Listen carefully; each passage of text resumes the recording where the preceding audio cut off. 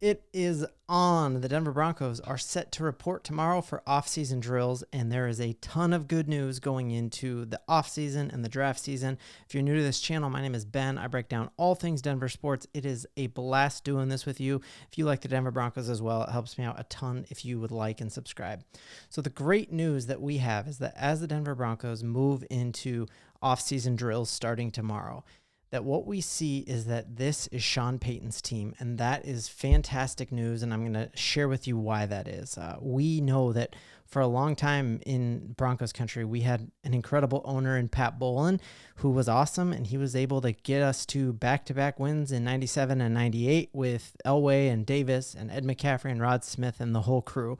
And then, sadly, his health took a turn, and he was not all with it. There are even rumors that when Mike Shanahan was fired, he didn't have all of his mental, he wasn't all there, and that wasn't all his decision. And then when Pat Bowlen passed away, the Broncos were put into this weird trust with Joe Ellis, and it was like a tribunal trust, and you didn't really know who owned it, and it was like the Bowlen family were managing this team along with Joe Ellis. And that was really one of the darkest periods in Denver Broncos history, that a ship without a captain isn't going anywhere. And then the Denver Broncos were mercifully bought by the richest owner in sports and the richest owner in the NFL. And it's like, if you combine the next three richest owners, you don't have as much money as the Walton Penner Group has. And we got Shawn Payton.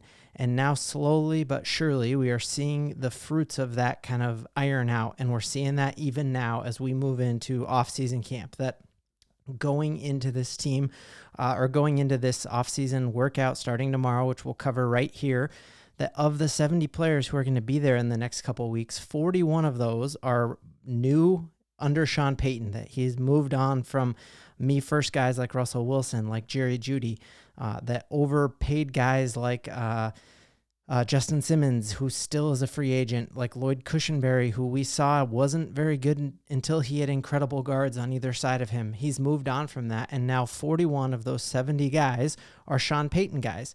And we've talked about multiple times on this channel that having a system and having all the same tools that work for that system is better than having a standout shiny tool that doesn't work as well alone. I talked about, if I have a Ryobi drill, I should probably get the Ryobi leaf blower and the Ryobi mower and the Ryobi, buzzsaw and all of that, because I want the same batteries and the same attachments to work. Even if DeWalt is a way better brand, it is better to have consistency across a system than it is to have all of these shiny one-offs that we had when we were run by a weird tribunal under Joe Ellis. And so I'm really excited that, man, of the 41 of the 70, and that's even before this upcoming draft and before we still have a little free agent money that is set to blow. We heard that we brought in a cornerback from Pittsburgh who we've been talking to. There's a lot of rumors that we'll sign him. And, we can only carry 53 into the actual starting. So if we have 41 of these guys who are actual Shawn Payton guys, 41 of the 53, that is a very, very good sign that we are starting to have the Shawn Payton system, and we got to give it a shot and see how that works. Hearing some of these guys that Shawn Payton he brought his own baggage, just like Deion Sanders did, and his bags are Louis. And we heard Throckmorton, one of the backup linemen that he said, came out and said, I love playing in this system. He's a phenomenal coach, a phenomenal offensive mind, and it's great to work with him again. We heard Dave Logan just kind of glow and gush about some of these guys that he brought in. So we got multiple draft picks for Jerry Jeudy, and we got a guy who had more touchdowns than him last year and is not a me first guy, in Josh Reynolds. And you hear what Dave Logan says. Dave Logan says, hey, Josh Reynolds is a Shawn Payton guy. He wants a good route runner, someone who runs hard even if they're not getting the ball. We saw how many times did Jerry Jeudy get open and throw his hands up and get upset.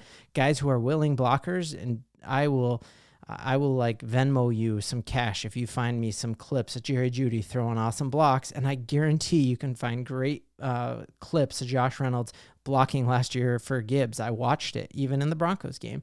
And so he said, I think he's Shawn Payton's type of receiver. And so we are loading up this team with Shawn Payton guys, and I think that's going to be a really, really good thing. We know that we didn't make a huge splash in free agency like some people were accustomed to and wanted us to. But a lot of times we were going out and finding the shiny object that didn't fit what we were doing. And that's why it didn't work. That's why we've had 8 straight years of missing the playoffs when in my entire lifetime, the Denver Broncos had never gone back-to-back years without making the playoffs. And now here I am as this dusty old man, and we've gone 8 years, and I believe that is coming to a close now. I'm not going to make a bold prediction that we're going to make the playoffs until I see who our quarterback is, but I am very, very high on the future of this team, and I think it is very, very bright. Seeing Mike McGlinchey come in and respond to Mike Kliss telling him, hey, this wasn't a really splashy offseason. It was kind of quiet. And he said, we like it that way. It's good to keep your cards close to your vest. It's not about winning the offseason. It's not about making splashy moves that are popular. It's about keeping your cards close to your vest and building a system. And I think that is exactly what the Denver Broncos have done here. We have not seen giant steps back in any single position. You could say the biggest question mark that we have going into this offseason, other than quarterback, is that center position. Can Forsythe make the step up that a lot of people have predicted and that we predicted when we drafted him last year? Or is the center position going to be a struggle next year? That for sure. Cushenberry was very close to making the Pro Bowl this year. Again, I would argue that I think Cushenberry did that because he had Quinn Minor, one of the best guards in the league, and Ben Powers, who's been balling out of control right next to him, and that's when his game really stepped up. And I'm very, very bullish on this Denver Broncos team, and especially when you look at, it's easy to just kind of really dog on George Payton, our general manager, for how we've drafted. But if you go back starting in the 2016 season and look at how we've done in the first and second round, I think you'd be fairly happy with how we have done in the first round. So this guy here, I want to give him credit, Ryan Michael, goes through and he grades the Denver Broncos first round draft picks for those past bunch of years here, and that you see that 3 of the 15 have been like bona fide home runs that we've crushed that you're thrilled with.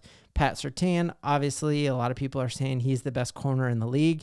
Even his contemporaries are saying he's the best corner in the league, and we drafted him.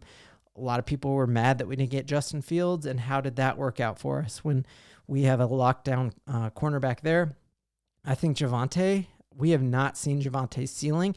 He had a catastrophic knee injury that 5-10 years ago, he never would have played football again. And now he's coming back for it. That's going to be a 2-year injury.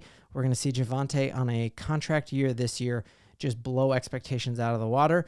Marvin Mims, I think we're going to see him actually worked into this offense. He was competing with Jerry Jeudy for snaps, and Jerry Jeudy was a first-round pick and a me-first guy, and so Marvin Mims didn't get a ton of those snaps. We're going to see him not just as a returner, but we're going to see him in this offense. Benito really was coming on as a pass rusher and learning that. Jerry Jeudy, obviously, we only were able to move him for a 5th and a 6th-round pick. KJ Hamler off the team.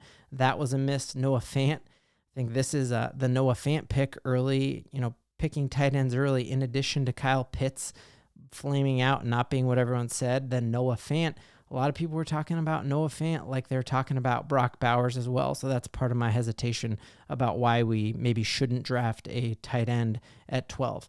Garrett Bowles, for as much as his penalties plagued him the first couple of years, he's one of the studs on this team. Obviously, Paxton Lynch out of the league, DeMarcus Walker out of the league as well. Those were questionable to definitely busts. But if you look at that, man, you're talking 3 of our 5 were home runs. 8 of our 15 were serviceable to great players and had high ceilings, and the story isn't always written on all of those dudes. So very, very excited about how that is going to play out. Hearing more about a lot of rumors and speculations about knowing that Shawn Payton and Tom Brady are tight. They had been planning on going and kind of joining forces in Miami, and because of the tampering that happened, Miami ended up forfeiting a 1st and a 3rd-round draft pick. But we know Shawn Payton and Tom Brady are tight.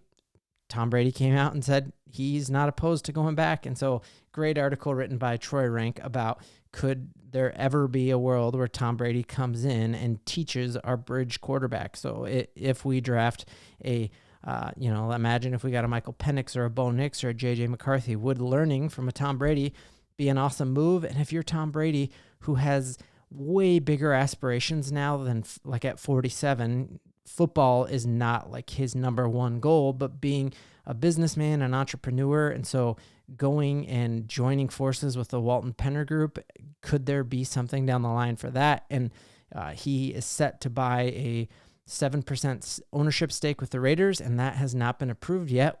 Many were saying that was going to be approved even by the league owner meeting, and it hasn't been. Maybe he could come back. So that would be very, very interesting.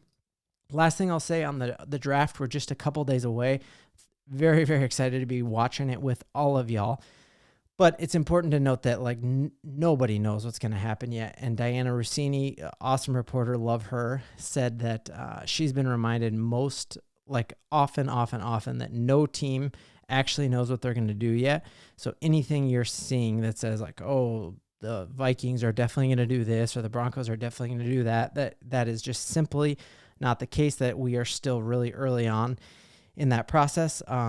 But I'm pumped to be watching the draft with you, and I got to give a shout out here to my main man, Peyton Seiger, and his dad, Quentin. I guess they've been watching since day one. They plan to be watching the NFL draft with me on draft night right here on Sports Talk Denver. I hope all y'all are as well, because Broncos country, we are going to giddy up. I was lined up and everything.